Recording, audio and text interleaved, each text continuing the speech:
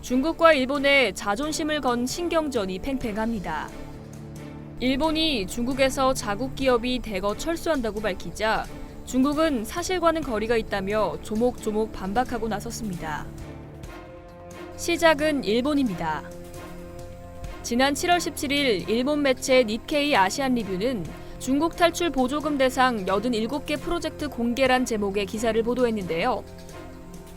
일본 경제산업성이 중국에서 동남아시아 또는 일본으로 이전하기 위해 보조금을 지원하는 일본 기업 1차 리스트를 공개한 겁니다.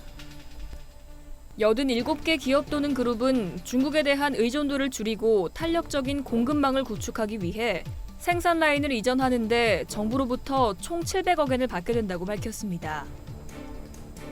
또 최근 일본 언론은 1,700개 이상의 일본 기업이 중국을 떠나기 위해 보조금을 신청했다고도 보도했습니다.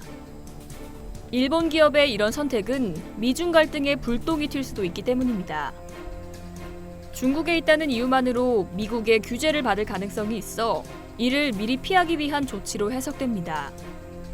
이에 대해 신화닷컴 등 중국 언론은 1,700개 이상의 일본 기업이 중국을 떠나기 위해 대기 중이라는 것에 대한 진실이란 제목의 기사를 18일 일제히 보도했는데요.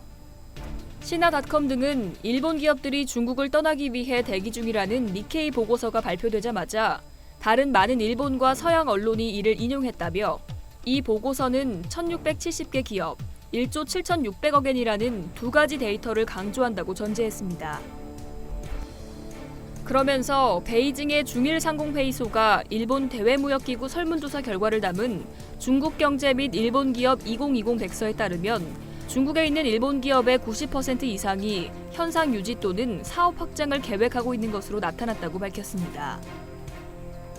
이들 중국 매체는 이어 중국 내 일본 기업은 모두 3만 5천여 개로 1,700개라는 숫자는 극히 미미한 수준이라며 일반적으로 5에서 10% 정도의 기업이 경영 환경에 따라 사업 전략을 조정하거나 중국 시장에서 철수하는 건 정상이라고 전했습니다.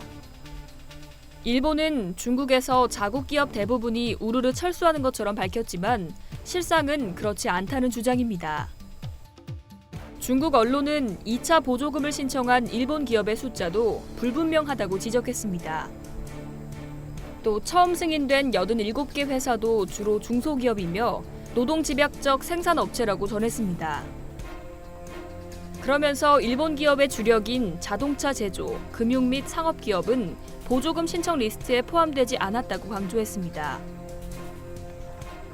대세에 지장이 없는 작은 회사들만 짐을 쌀 뿐이지 굵직굵직한 일본 기업은 중국을 떠나지 않는다고 강조한 거죠. 이처럼 중국은 일본 기업 철수가 대수로운 일은 아니라고 하지만 현실은 좀 다릅니다. 올림푸스, 미쓰비시 중공업, 도시바 등의 공장이 이미 중국을 떠났고 니콘, 소니 등도 생산기지를 철수할 예정인 것으로 알려졌습니다. 과연 중국을 탈출하는 일본 기업의 규모는 얼마나 될까요? 일본 주장처럼 엑소더스 수준일까요? 중국 주장처럼 일본이 침소봉대하는 걸까요? 당분간 양국의 신경전은 계속될 것 같습니다.